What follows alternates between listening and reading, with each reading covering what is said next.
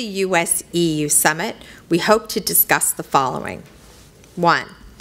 Promoting economic growth and recovery by addressing regulatory barriers to trade and by cooperating on innovation in such fields as green technology, coordinating the US and EU resources to meet the development needs of poorer nations and for disaster responses and assistance.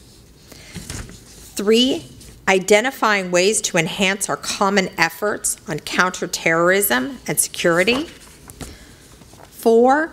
Working together on key foreign policy issues such as Iran, the Middle East peace process, Pakistan and Afghanistan. And 5. Reaffirming our commitment to ensure that human rights and the rule of law remain the fundamental building blocks of international stability.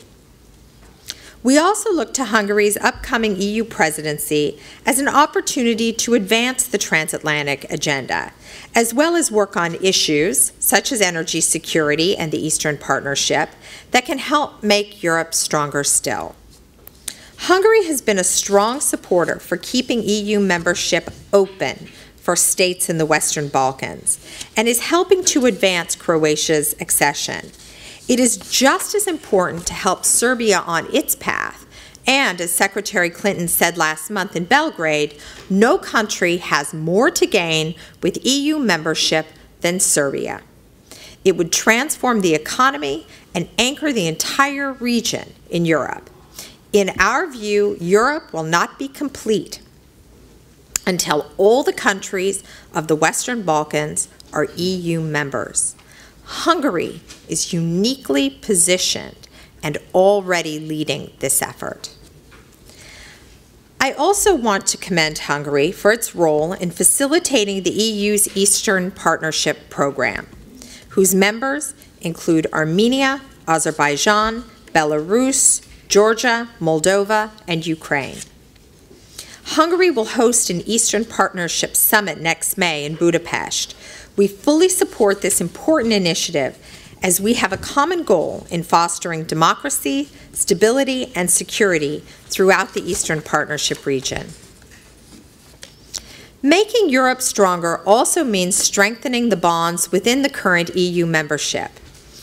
Hungary has an opportunity to further build upon the leadership it is providing in the Visegrad 4 group.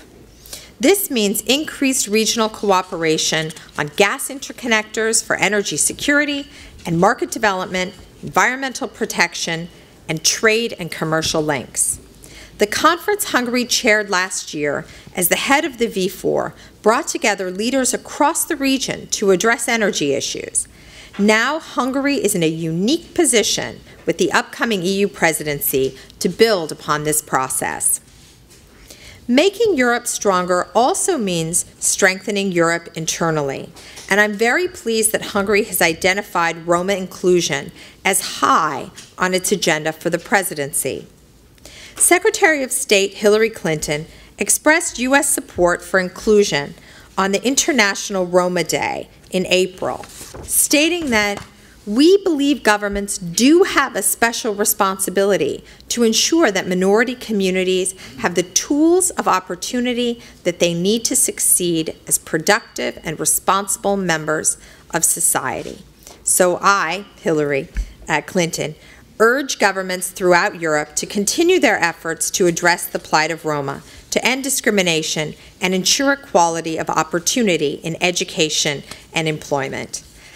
I'd also like to just note that Secretary Clinton knows Hungary quite well, because when she was First Lady, she visited here on more than one occasion and was very interested in the way that Hungary is attempting to tackle the Roma issue here.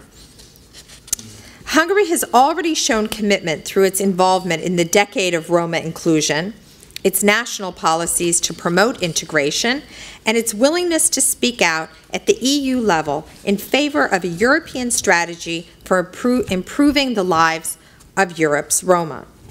Hungary has knowledge to share with the rest of Europe in key areas of Roma integration and inclusion. Hungary is working to address poverty and unemployment through empowering Roma communities and creating jobs.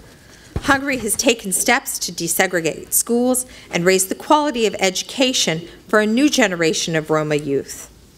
Hungary deals and confronts every day this struggle for tolerance and the fight against discrimination. These are not minor achievements, but in order to truly impact the lives of Roma in Hungary and across Europe, these gains must be consolidated and expanded. At this moment, with all of Europe engaged on this issue, Hungary has a unique opportunity to share its experience and push the EU to adopt a comprehensive approach that respects diversity, increases tolerance, and provides opportunities to all of Europe's people. Finally, I would like to touch upon the OSCE summit that will take place in early December in Astana, Kazakhstan.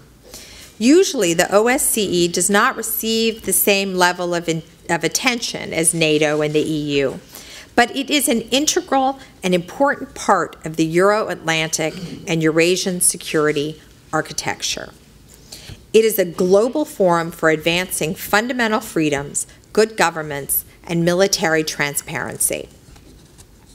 The summit in Astana will be especially important for several reasons. This will be the first OSCE summit in Central Asia and an opportunity to specifically address issues in that region, identify security challenges, and develop a common action plan.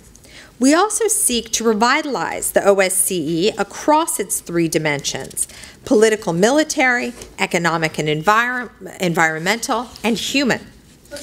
We will emphasize the role of civil society, especially in protecting the freedom of expression. We will press for new steps that enhance energy security and support transparency and good governance, and we will seek to create an OSCE crisis response capability.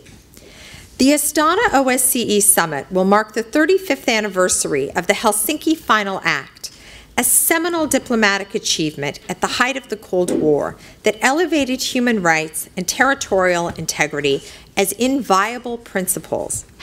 The OSCE Forum will emphasize that the commitments and principles of the Act still equally apply to each of the 56 participating states. As you can see, we are entering a busy period of engagement for the transatlantic community. Secretary of State Clinton noted earlier this year that European security is far more than a strategic interest of our country. It is also an expression of our values. We stand with Europe today as we have stood with Europe for decades, because enduring bonds connect our nations and our peoples. We are united by an understanding of the importance of liberty and freedom. We have fought and died for each other's liberty and freedom. These are ties that cannot and should never be broken, and we seek both to venerate and reinforce them by helping to maintain peace and security in Europe today and all the tomorrows to come.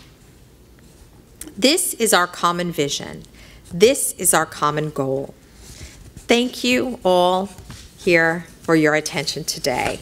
And now I'm happy to answer any questions.